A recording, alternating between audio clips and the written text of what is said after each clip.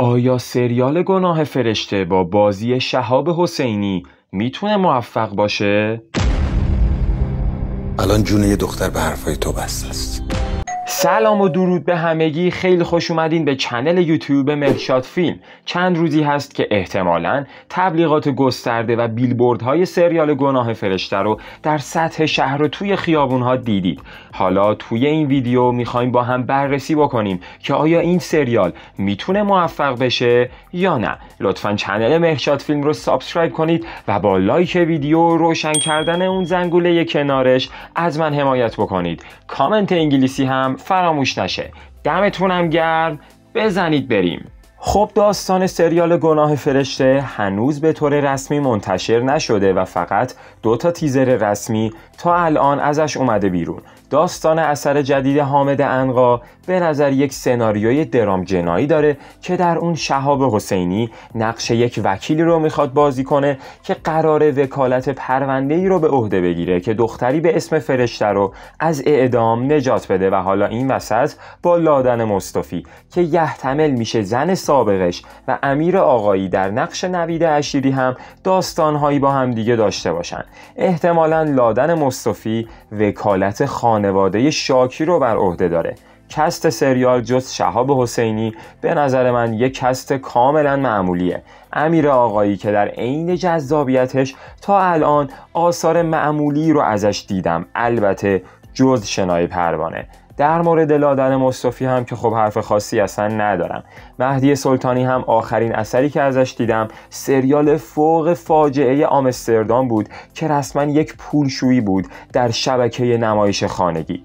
بازیگر خردسال این اثر هم نفس بازغی هستش که انگار سلبریتی شدن هم موروثیه. حالا باید دید که با این کست و تیم بازیگری آیا سریال گناه فرشته میتونه موفق باشه یا خیر. به نظر من که میتونه و الان دلیل و علت نظرم رو در ادامه صحبتام در مورد این سریال میگم بهتون. معلمون داداشین و بنیاد تا قراشین. خب اصلی ترین دلیلی که فکر میکنم سریال گناه فرشته میتونه موفق بشه حضور شهاب حسینی داخل اون هستش. توی نمایش خانگی تا الان کار بدی از شهاب ندیدیم و یه جورایی انگار با وسواس آثار رو انتخاب میکنه.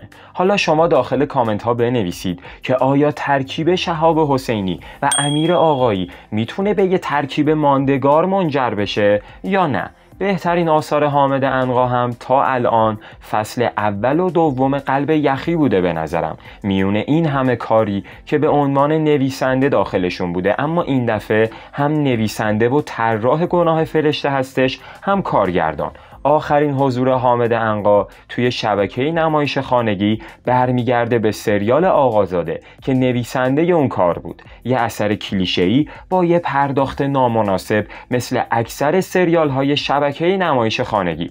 اما حالا یکی از دلایلی که یکم ناامیدم کرد به این سریال تبلیغات گسترده اون در سطح شهر بودش. احتمالاً تبلیغاتش بیشترم بشه هرچی نزدیکتر بشیم. هر موقع تبلیغات زیادی قبل پخش یک اثر انجام شده اون کار خوب از آب در نیومده به نظرم. دیدید پوست شیر چقدر خوب بود؟ آفرین، یاد بگیرید مثل پوست شیر باشید. اما برآیند کلیم نسبت به این اثر تازه‌ای که شهاب حسینی قرار نقش یک وکیل احتمالاً مثبت رو بازی کنه خوبه. احتمالاً امیر آقایی هم در نقش منفی یک وکیل ایفای نقش بکنه. سالگودمن آریایی، پردیس پورآبدینی هم فکر میکنم نقش فرشته رو بازی میکنه که قرار شهاب حسینی نجاتش بده. اولین تجربه بازیگریش هم در همون سریال آقازاده بود. داستان سریال گناه فرشته جذابه و میتونه پر از تعلیق باشه و امیدواریم که عنقا در اولین تجربه کارگردانیش ناامیدمون نکنه. تازه از شر زخم کاری بازگشت کینگ مهدویان خلاص شدیم و نیاز به یک ریکاوری خوب داریم. شهاب حسینی در نقش حامد تهرانی میخواد تقاص سیگار نکشیدناش توی سریال پوست شیر رو بگیره اینجا فکر کنم. عنقا هم که علاقه خاصی به شخصیت و اسم حامد تهرانی داره. توی اولین روز زمستون ساعت 8 صبح اول دی ماه 402 این درام یحتمل پرتعلیق منتشر میشه و باید دید که عنقا و رفقاش چی واسه ما درست کردن و امیدوارم که صرفاً یه ژانر درام جنایی ساده با مضمون کلیشه‌ای عدالت نباشه که بارها دیدیم و این دفعه یه چیز بهتر و جدیدتر ببینیم از موضوع عدالت. دمتون گرم که تا آخر این ویدیو مثل همیشه همراه مهرشاد فیلم بودید. امیدوارم که لذت برده باشید. حتما داخل کامنت ها برام نظرتون و پیش بینیتون رو از سریال گناه فرشته که اول دی ماه منتشر میشه بنویسید. لایک این ویدیو و سابسکرایب چنل مهرشاد فیلم هم یادتون نره. تا ویدیوی بعدی مراقب خودتون باشید. مخلصم.